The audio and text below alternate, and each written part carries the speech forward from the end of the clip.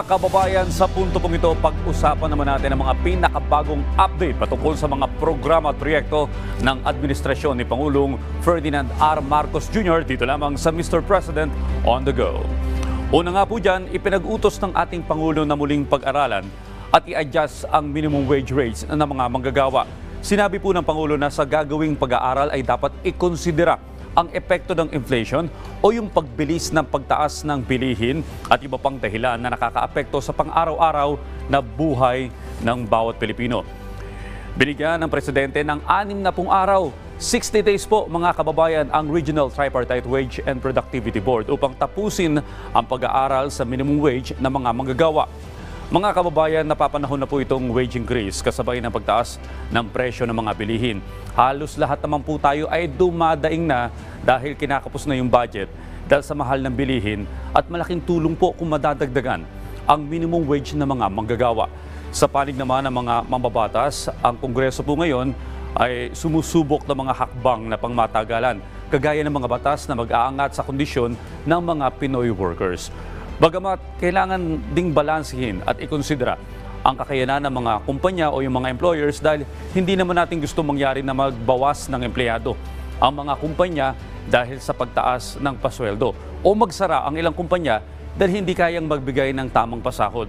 Tama lamang po ang kautusan ng Pangulo na pag-aralan na ito dahil kapag itinaas ang sahod ng mga manggagawa, ito po'y gagastusin din at makakatulong ito upang mas mapabilis ang pag-usad ng ating ekonomiya.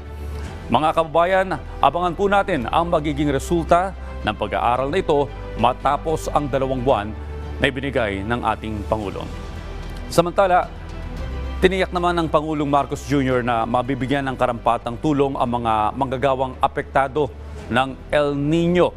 Mga kababayan, kung maalala po natin, binisita kamakailan ng ating Pangulo yung Occidental Mindoro upang alamin yung sitwasyon ng mga kababayan nating magsasaka doon.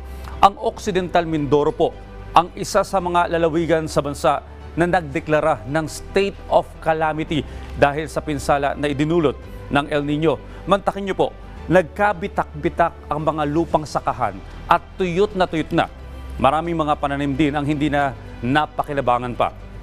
Ang mabuting balita po dito mga kababayan, parating na ang tulong mula sa mga ahensya ng gobyerno sa mga susunod na araw.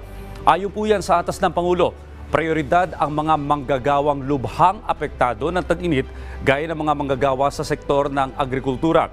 Ang tulong pinansyal na ipapamahagi sa mga manggagawa sa sektor ng agrikultura ay karagdagang ayuda sa nagpapatuloy na programa ng Department of Agriculture, Department of Social Welfare and Development at Department of Labor and Employment. Pero mga kababayan, agarang solusyon lamang po ang tulong pinansyal na yan. Ang mabuting balita po dito ay tinututukan din ng ating gobyerno ang pagtatayo ng mga irrigation systems upang makatulong sa ating mga magsasaka na mapalaki ang kanilang ani na pangmatagalan. Prioridad po ng pamahalaan ay ang water security at water irrigation.